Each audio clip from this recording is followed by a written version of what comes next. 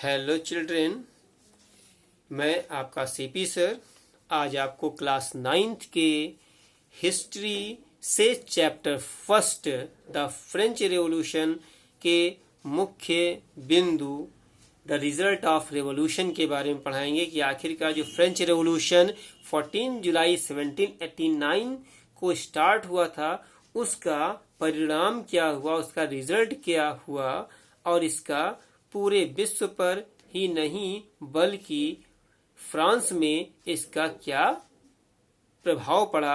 वैसे इसका मुख्य प्रभाव हमें फ्रांस के ऊपर क्या पड़ा उसके बारे में डिस्कस करना है। तो बिना समय गंवाए हम लोग इसको स्टार्ट करते हैं।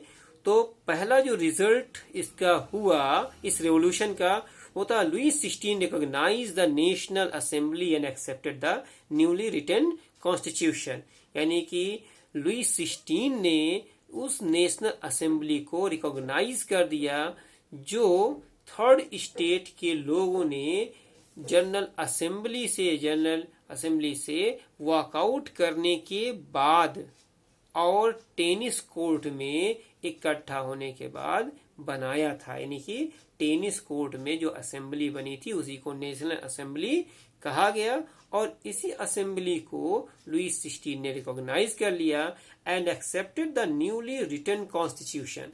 और लुई 16 ने इस नई लिखी हुई कॉन्स्टिट्यूशन को एक्सेप्ट करने के लिए भी वो तैयार हो गया था। यानी कि उसने ये वादा किया था कि जो नया कॉन्स्टिट्यूशन लिखकर तैयार होगा उसको वह मानेगा। दूसरा इसका जो परिणाम आया या रिजल्ट आया वो ये था कि he also agreed to surrender his divine powers, कि उसने अपने डिवाइन पावर यानी कि राजा के पास जो अपनी दैवीय शक्तियां होती हैं या होती थी उस समय, यानी वो निरंकुश शासन चूंकि होता था उसके अंदर सारी की सारी पावर्स होते थे, उन पावर्स को भी उसने छोड़ने के लिए वो तैयार हो गया था। यानी उसने अपने उन डिवाइन पावर को सरेंडर करने के लिए वो रेडी हो गया था। And he was also ready to work according to the constitution of 1791, और जो 1791 में जो कॉन्स्टिट्यूशन बनकर तैयार हुआ उसके अनुसार उसने काम करने के लिए भी वादा किया था।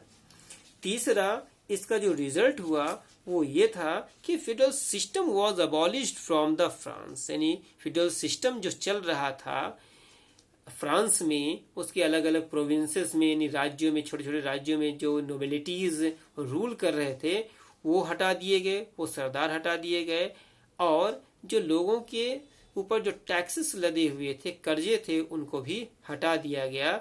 इस तरह से फेडरल सिस्टम को पूरी तरह से फ्रांस से हटा दिया गया। और ये कब हुआ था? ये 4 अगस्त की रात 1789 को एक डिक्री पास करने के बाद हुआ था। यानी कि 4 अगस्त 1789 की रात को एक घोषणा पत्र जारी किया गया और इसके द्वारा फ्रांस से फेडरल सिस्टम को एबॉलिश कर दिया गया। चौथा जो परिणाम हुआ वो ये था कि द पावर ऑफ गवर्नमेंट और the ruler were divided and assigned to different institution, यानी कि जो पावर था गवर्नमेंट का, यानी कि उस समय जो राजा महाराजा जो रूलर या गवर्नमेंट जो थे उनके पावर्स को अलग अलग कर दिया गया, उनको विभाजित कर दिया गया, डिवाइड कर दिया गया और इसे अलग अलग इंस्टीट्यूशंस को असाइन कर दिया गया, प्रदान कर दिया गया। अब ये इंस्टीट्यूशंस कौन थे जिनको ये पावर्स असाइन किए गए थे? तो उनमें सबसे पहला जो इंस्टीट्यूशन था वो जुडिशरी। पहले आप जानते हैं कि पहले राजा के पास ही सारे पावर्स होते थे, नहीं राजा ही जज होता था, राजा ही अपना एक रूलर होता था और राजा ही कानून बनाता था, राजा की ही जो बातें होती थी वो कानून मानी जाती थी।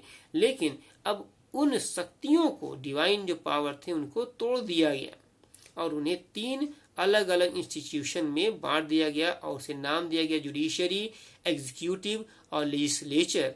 जुडिशरी का जो हेड था अब उसे जज कहा जाने लगा, एग्जीक्यूटिव का जो हेड था वो किंग था और किंग का जो हेल्प करते थे उनको मिनिस्टर्स कहा गया।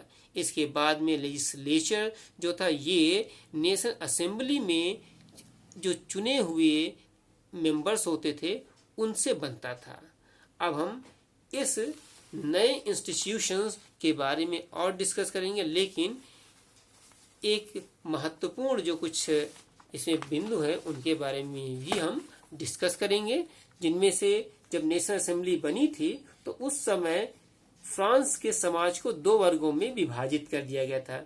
जैसा कि आप जानते हैं कि जब फ्रेंच रिवॉल्यूशन के पहले फ्रांस का समाज 3 वर्गों में बटा हुआ था। पहला फर्स्ट स्टेट, सेकंड स्टेट और थर्ड स्टेट में। लेकिन जब नेशनल असेंबली बन गई तो उसने फ्रांस के समाज को 2 वर्गों में बांटा, एक एक्टिव सिटीजन्स में और दूसरा पैसिव सिटीजन्स के रूप में।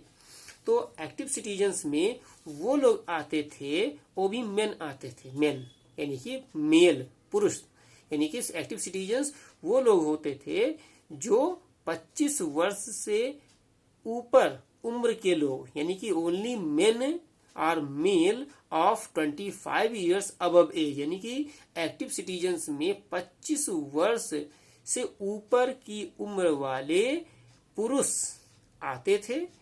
एंड दूसरा जो शर्त था एक्टिव सिटीजन्स होने का वो ये था कि they paid taxes equal to at least 3 days of a labourers wage, यानी कि दूसरा जो शर्त था एक्टिव सिटीजन बनने का वो ये था कि उन व्यक्तियों को जो 25 वर्ष से ऊपर की उम्र के हों, यानी पुरुष, और वे एक लेबर के यानी कि एक मजदूर के 3 दिन की मजदूरी के बराबर का टैक्स भी पे करते थे, उन्हें ही एक्टिव सिटीजन्स कहा जाता था। अब इन एक्टिव सिटीजन्स की जो कुल संख्या थी फ्रांस में वो केवल 4 मिलियन यानी कि 40 लाख ही थी। और यही 4 मिलियन लोग जो थे वो वोट करने के लिए उपयुक्त थे, यानी कि इन्हीं को ही वोट देने का अधिकार था इलेक्शंस में। और ये 4 लाख लोग उन 28 मिलियन सिटीजन्स में से आते थे, यानी कि 28 मिलियन में 280 लाख लोगों में से ये 4 लाख लोग 4 मिलियन लोग आते थे। इसके बाद में हम आते हैं अगला जो पैसिव सिटीजन्स के बारे में जानते हैं। तो पैसिव सिटीजन्स वो लोग थे यानी कि जो बचे हुए लोग। अब कौन लोग बचे हुए थे, जैसा कि आप जानते हैं तो पैसिव सिटीजन्स में वो लोग थे रिमेनिंग में, यानी कि जो 25 साल के ऊपर हो लेकिन वो टैक्स नहीं पे करते थे, वो लोग थे। दूसरे जो थे वो ऑल वुमेन थी, सारी महिलाएं पैसिव सिटीजन्स में आती थीं। और तीसरा वो वर्ग था यानी कि उन सारे यूथ का यानी कि युवाओं का जो 25 वर्ष के नीचे की उम्र के थे।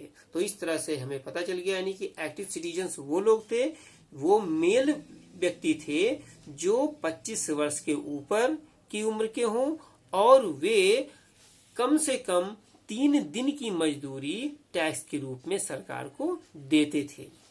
दूसरा पैसिव सिटीजन्स होते थे वे व्यक्ति यानी कि बचे हुए व्यक्ति जो टैक्स नहीं पे करते थे, यानी कि बचे हुए पुरुष जो टैक्स नहीं पे करते थे, सारी औरतें और वे सारे युवा जो 25 वर्ष से कम के होते थे, इन्हें ही पैसिव सिटीजन्स कहा जाता था। इसके बाद में हम आते हैं अब वही जो तीनों इंस्टीट्यूशंस थे जिनको यानी राजा के जो पावर्स थे उनको 3 इंस्टीट्यूशन में बांटा गया था, उसके बारे में डिस्कस करते हैं। तो पहला था जुडिशरी। ये जुडिशरी का हेड जैसे बताया कि जज होता था, एग्जीक्यूटिव का हेड किंग होता था और उनके हेल्प के लिए मिनिस्टर्स होते थे।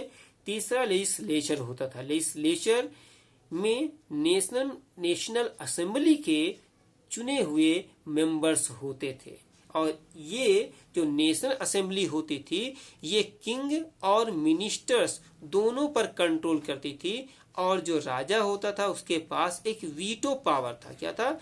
वीटो पावर था। वीटो पावर यानी कि निषेधाज्ञा वाला पावर कह सकते हैं, यानी कि वो किसी बात को रोक सकता था। इस तरह की वीटो पावर राजा के पास था और राजा नेशनल असेंबली को भंग भी कर सकता था कुछ कंडीशंस पे। दूसरी चीज क्या थी कि ये जो नेशनल असेंबली थी इसको ग्रुप ऑफ इलेक्टर्स चुनते थे और ये ग्रुप ऑफ इलेक्टर्स की संख्या 50,000 पुरुष होते थे, 50,000 होती थी इनकी संख्या। और ये 50,000 इलेक्टर्स यानी कि जो निर्वाचकों का समूह होता था, ये 50,000 व्यक्ति 745 मेंबर्स को चुनते थे जो नेशनल असेंबली में भेजे जाते थे। और यही 745 मेंबर्स ही जो इनका समूह होता था, ये किंग और मिनिस्टर्स पर कंट्रोल करते थे। इसके बाद आते हैं कि ये जो 50,000 जो इलेक्टर्स होते थे, जो ग्रुप ऑफ इलेक्टर्स था, ये उन एक्टिव सिटीजन्स के द्वारा ही चुने जाते थे। यानी कि जो 4 मिलियन यानी 40 लाख लोग जो थे, उन्हीं के द्वारा, यानी कि 40 मिलियन यानी 40 लाख लोगों के द्वारा ही, 40 लाख लोगों के द्वारा ये 50,000 इलेक्टर्स चुने जाते थे। और यही 50,000 इलेक्टर्स इन 745 मेंबर्स को चुनते थे जो नेशनल असेंबली का निर्माण करते थे। इसके अलावा यही एक्टिव सिटीजन जो होते थे, वो जज का भी चुनाव करते थे, यानी कि यही जज के लिए भी वोट करते थे। तो ये आज के लिए इतना ही। आगे का जो पार्ट है वो आपको अगले वीडियो में पढ़ाएंगे। थैंक यू बेटा।